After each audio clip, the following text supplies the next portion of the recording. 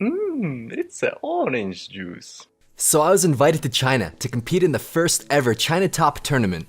There was Jason from Helsinki, Baby Star, a finalist in the ESWC tournament, and YY, two top global players. The total prize pool was $30,000. When I arrived, I noticed there were other big events like Dota, CS, and Hearthstone. There were some really big names for those games. For Clash Royale, it was best of 5, Jason versus Baby Star, and me versus YY. Winners of these matches would face off in the finals for a chance to win $14,000. We had to register 3 decks before the match, and the loser has to switch decks. We can all choose a card to ban. The balance update just launched, and no meta was established yet. Elite Barbarians were just coming into the meta. In the first round, I'm facing YY. I had an Elite Barbarian deck that was weak to Tombstone, so I banned that card. YY banned the Elixir Collector. In the first set of matches, I'm using my Gravy Bowl deck.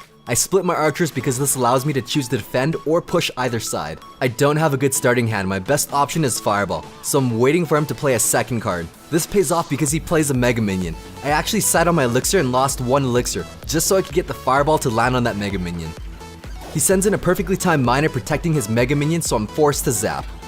I don't want the archers getting too much chip damage, so I use the bowler to push them forward. The reason why I defended with a bowler over an Ice Spirit is because I wanted to counter push with my Mega Minion. I put an Ice Spirit in the front to protect my bowler. It tanks 2 hits from the tower and chips it. He defends my bowler with Elite Barbarians, but my bowler and Mega Minion aren't enough to take them out. I can't afford even 1 swing from these Barbarians. The archers take care of it, and the Mega Minion. One thing about this deck is the surprise factor of Graveyard, but I'm trying to pull off a huge counter push before I use Graveyard. With under 1 minute left before double Elixir, I'm patiently waiting. He has an Ice Spirit and Miner for chip damage. The Ice Spirit freezes my tower and Mega Minion, so I panicked and zapped. I probably could have afforded that chip damage without using my zap. With his archers in the back, I fireballed for chip damage. I knew I could stop his Elite Barbarians with my Mega Minion and Ice Spirit. It looks like my Mega Minion is about to get 1 shot on the tower, but then he plants an Ice Golem right at the very front. This is incredible tech right here. If he played an Ice Golem any earlier, it would have been hit more than once by my Mega Minion. If he played it any later, it would have missed. He played it right at the very front for an aggressive mini push. Looking at the tower health, I'm losing the battle. He's slowly damaging my tower more than I am his. So I'm going in for one final push with the bowler. This graveyard is going to be all or nothing. With nothing else in rotation, I fireballed his Mega Minion. Then I thought the Ice Spirit would be able to finish it off. I was wrong. He sent in a Miner, which is perfect because my Mega Minion countering it allows me to build up for a slow but strong push. And with his Ice Golem in the front, it delays my bowler from crossing the bridge. Now I have 2 bowlers tanking for the tower and Graveyard casted. 2 Mega Minions are stacked. His Elite Barbarians can't stop my push. And his Ice Golem isn't enough to stop my Graveyard. Fireball on the archers was just enough to stop them from killing my last troops. And that is good game. Let's see what could have gone differently. He was better off not sending in a Miner, and the Fireball didn't provide any value. Since my Mega Minion survived, this set him back 4 Elixir, giving me a huge Elixir advantage. He played a giant Graveyard, which caught me by surprise, so I lost the second round, forcing me to switch decks. Fast forward to the 3rd match, I'm using a deck I've literally never played before, but Ethan from Orange Juice recommended this for me. It was a deck that destroyed him on ladder. Starting off the match, we both played Golems in the back. I played my Mega Minion a bit more forward than I would have liked, because the Ice Golem isn't protecting it, and he could have easily taken out my Mega Minion with his Mega Minion. He goes in with a Graveyard, but my minions just shut it down completely. He uses Skeleton Army to distract my minions, and I didn't react fast enough, but it was just enough to bring the tower down 500 health. Being at an Elixir advantage, I played my Golem first, then I split my archers. The split pays off because he did push the other lane. I used my Mega Minion to take out his Giant. I used Tornado to pull it out of range, then used the regular minions as decoy. He plays a very aggressive Graveyard.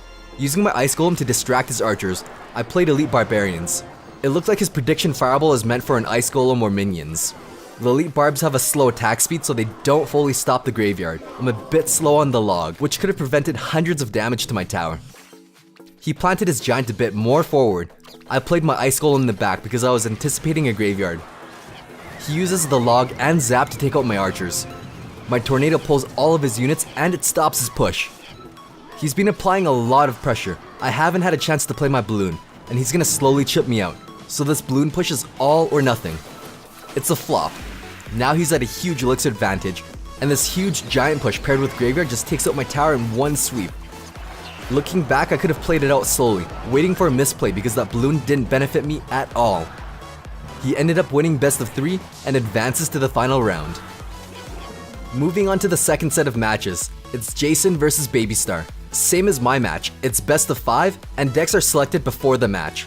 Loser has to change decks. This time, Jason and Babystar both banned the graveyard. So this is one of their matches where Jason is using Elite Barbarians for the first time.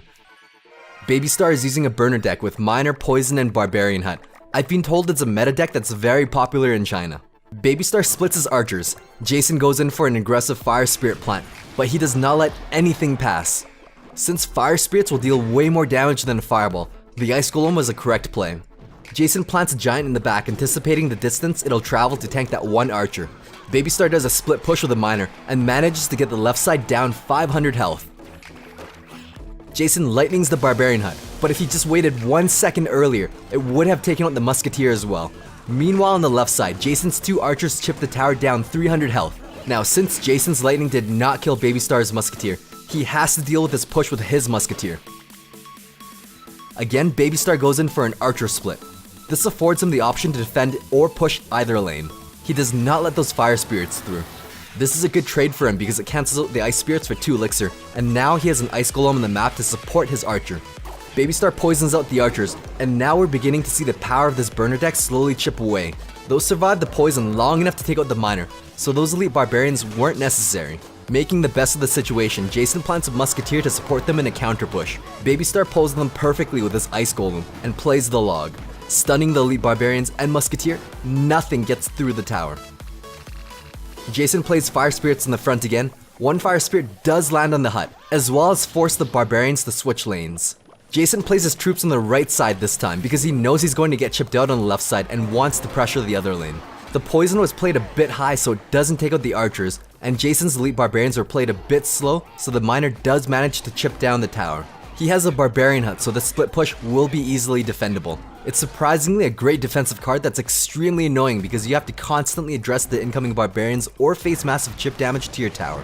Jason uses his Musketeer to take out the Mega Minion, and his Mega Minion to take out the Archer. He played the Mega Minion a bit too forward, but the Ice Golem slow saves it from crossing the bridge before the Giant does. Babystar plants a Musketeer, it gets taken out by the Lightning, and this massive push built up looks game ending. But the log and one Ice Golem puts everything to halt, while the Musketeer cleans up. Jason plays his Musketeer and Mega Minion a bit too early because Babystar's Musketeer didn't even cross the bridge yet. The log brings down the archers low enough for a Musketeer to one-shot them.